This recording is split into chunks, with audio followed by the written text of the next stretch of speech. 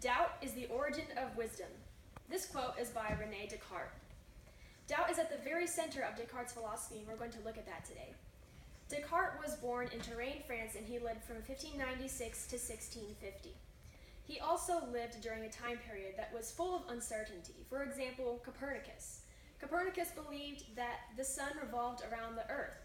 Or no, the earth revolved around the sun. And the Catholic Church held the opposing view. Now, the only problem with this is that the Catholic Church was regarded as the authority of God, but Copernicus's views were supported by science. So it was science versus God back then.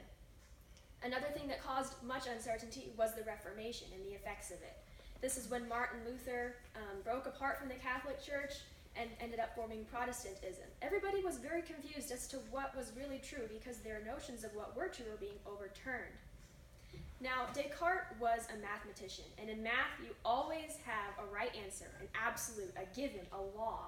And so he says, okay, I know there must be truth out there, so I'm going to go on a quest and find it.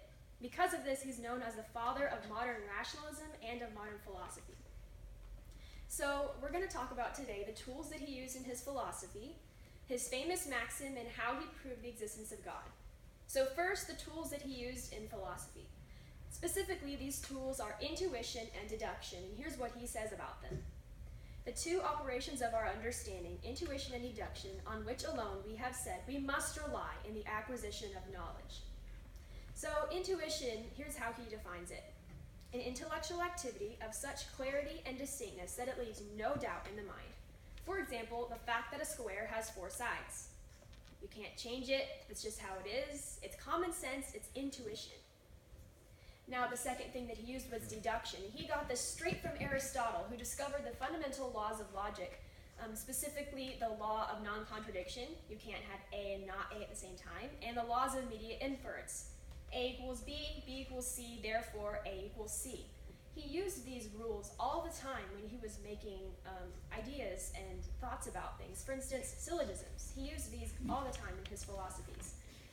All men are mortal, Socrates is a man, therefore Socrates is mortal. And you'll see this reasoning in my further points.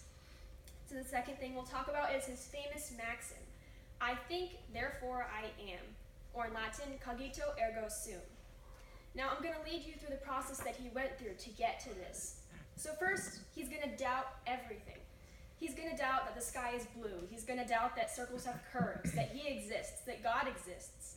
The only thing that he cannot doubt is that he's doubting. Because if you doubt that you're doubting, you're still doubting. And if you're doubting, that means you must be able to think. And if you're thinking, then you must have a mind in which these thoughts occur. And if you have a mind, then you must be something, because you can't have thoughts without being something. So, I think, therefore I am. That is what he means by this maxim. Now, many people have taken this out of context to mean this.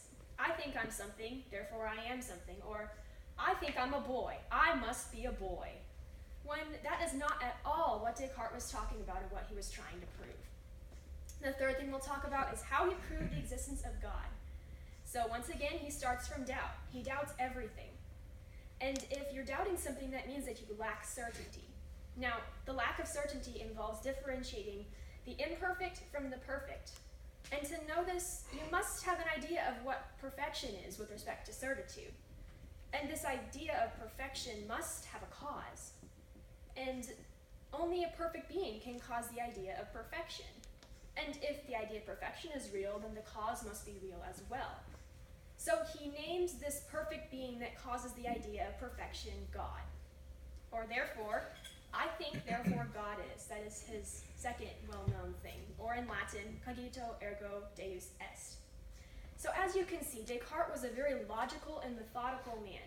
To review, we have discussed the tools he used in philosophy, his famous maxim, and how he proved the existence of God. To end, I'm going to close with this inspiring quote from Descartes. It is not enough to have a good mind. The main thing is to use it well. Thank you.